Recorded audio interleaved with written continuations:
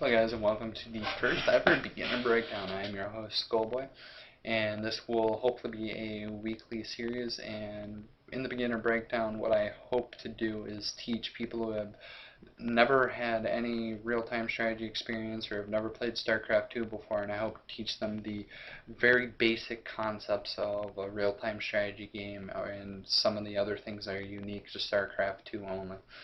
If you are in Platinum or Diamond League or high up there, this video might not be the video for you because this series is going to be very basic, very simple.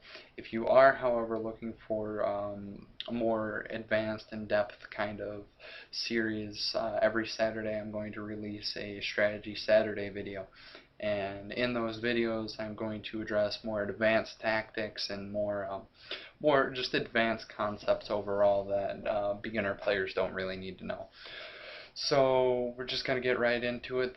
This episode is going to be about things outside of game that will affect your gameplay that you want to address, and then I'm going to go through the settings that I use for the game, and settings do matter in StarCraft 2.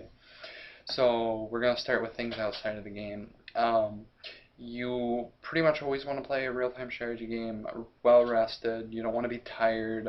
You don't want to be just mentally exhausted or anything like that, because you won't play at 100%. And if you don't play at 100%, there are people who are playing well rested and they are playing at their 100%, and you'll lose games that you shouldn't have lost. And nobody likes to lose. So if you play well rested, that will cut down how many losses you have. Also, we'll talk about hardware such as a mouse and keyboard. I use a fancy Razer Naga. It's an MMO mouse, but I find it useful because of the buttons on the side. I have a use for them in game. We're not going to talk too much about that, but what we are going to talk about is the difference in grips and the difference in types of mice. And if you can see, I use a corded mouse. The reason I prefer corded over wireless is, yes, cords have a little bit of hassle, but once you find a good spot for it and it's not getting caught up on anything, it's a lot more reliable than a wireless mouse, because a wireless mouse can die and have connection issues. Maybe you bump the little connector or whatever. Wired mouses are just more reliable and better for gaming overall. It doesn't really matter what kind of mouse you use. A nice high quality precision mouse like this one that's really fast, has a lot of dots per inch, which is the speed and precision of the mouse, and a really high quality mouse will definitely help you, but you can get by with just a really simple mouse. That's what I was using for a long time. I do use a palm grip, so my hand is completely around the mouse, and I feel like this gives me the most control and the most speed. The two things that you want to focus on is speed and precision. Those are the two most important things in terms of mechanics for StarCraft 2. Now, in terms of keyboards, there's not really anything special to know. You don't need a fancy high-end $500 gaming keyboard. One thing I will note is the difference between a mechanical keyboard and a electronic keyboard. A mechanical keyboard, you'll hear the buttons click. You hear whenever you click a button. I personally prefer mechanical keyboards because you'll know when you press a button. There have been times where I've thought I pressed a button, but I guess I didn't press it down hard enough or whatever, and since I had an electronic keyboard, I didn't know that I didn't press it hard enough, and a unit didn't get made, something didn't get researched, just something didn't happen that should have happened, and I've lost a game or I've fallen behind in a game because of me not hearing the button click. So I prefer mechanical keyboards. Some people find them annoying. Again, personal preference, not a big deal. Another thing I'm going to address is personal posture. You want to have decent posture, nothing, super military type style. But you don't want to be like super slumped over. You don't want to be like lying back and trying to play. And you want to try and keep both feet firmly planted on the ground and not like crossed or any funky stuff. Again, it's not that big of a detriment, but I find if you're at a decently, good posture, both feet on the ground, you're not missing anything. You won't accidentally slide your chair back. It reduces the room for error, and it's not a big deal, but it's something worth noting. Now, from here, what we're going to do is we're going to hop into an actual StarCraft game. We're not going to play a game or anything like that, but I am going to go through some of the settings with you guys that I use. So, tied. Well, we'll just return to game. So, we'll go to menu, options. We'll start at graphics. One thing I want to note about graphics is I run everything super low. My computer can, however, handle ultra quality. The reason I run everything at really low, bad-looking graphics is because that means there's less particles on the screen and less information that my brain has to process. It keeps everything streamlined and keeps what I need to know there and what I don't need to know out. So yes, while the explosions and everything might look very pretty, it's just more stuff that's happening that doesn't need to happen, that you don't need to see, that your brain does not need to process. So we're going to keep everything low. If you just want to bump it up to medium, or even if you play at ultra, it's not a big deal. It's just my reasoning behind it. Display mode, this is a big one. You want to have windowed full screen, and what this does is it will keep it full screen, so it will look normal, but it greatly increases the time of tab-ins. And what tab-ins are is when you hit Alt-Tab and it minimizes your game. If you're just playing in full screen, it can take like 15 to 30 seconds depending on the type of computer or how good your computer is. But if you get tabbed out because of a Windows update or something like that, it just makes it easier and faster to get back into the game if you don't have a high-end computer.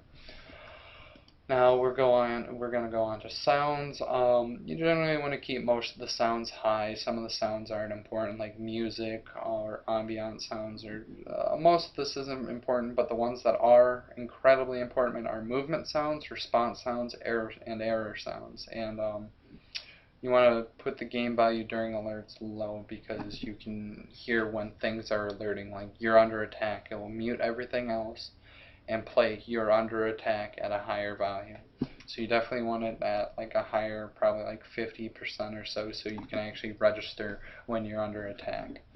Sound quality doesn't matter much. We're going to skip over voice. We're going to go to controls. One of the big things that greatly helped me improve was increasing my mouse sensitivity. Right now I'm at 61%. When I started the game I was at 20%.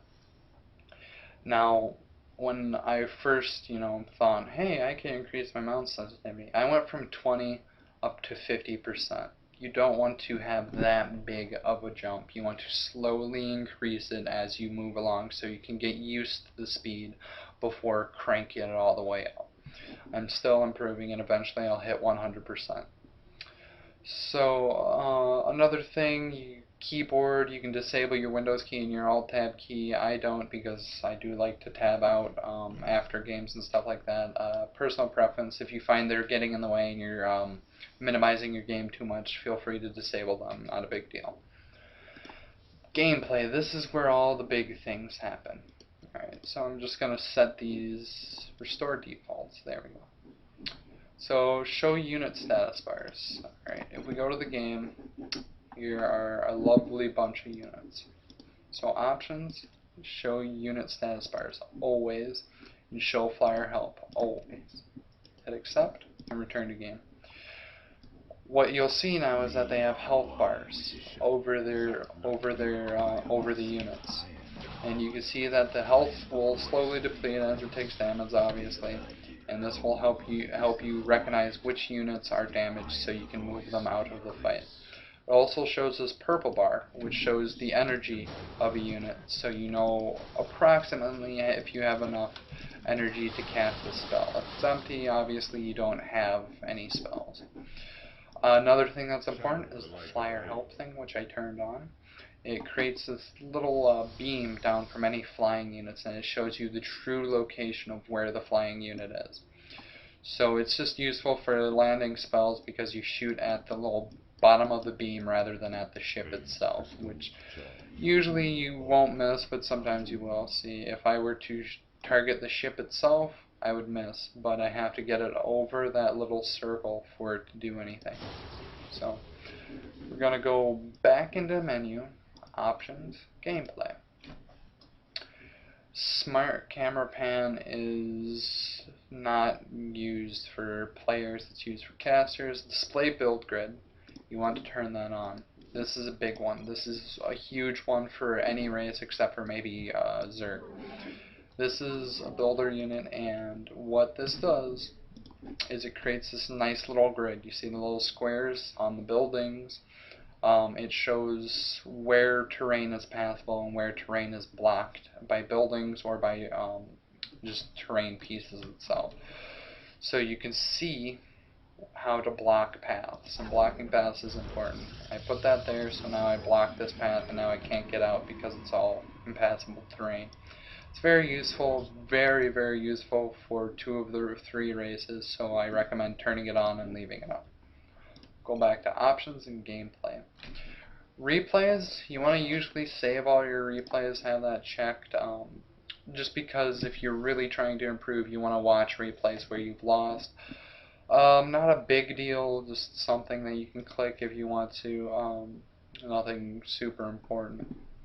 Menu bar mode, normal, and control groups, normal. These can be changed if you want. They don't really do much. That's important. Show alerts, you always want to have this check because it will give you an extra level of, hey, this is going on. Hey, you're being attacked. You know, you need to respond to this.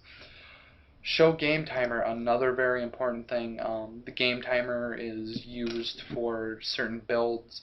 I know this will hit at 6 minutes, so I need to know when 6 minutes are up, and this will and the game timer appears down in the bottom left over the minimap, and it will tell you what the time is within the game. So really important. Everything else isn't that important. You can turn them on if you want. Command hotkey text is just one I might recommend for newer players. What it does is, I'll turn it on, is it puts the hotkey number over every action on everything. So there's an E because the hotkey for probe is E. The hotkey for chrono boost is C. So you press C and you can use a hotkey. It just shows you the hotkeys so you don't have to scroll over the icon to see what the hotkey is.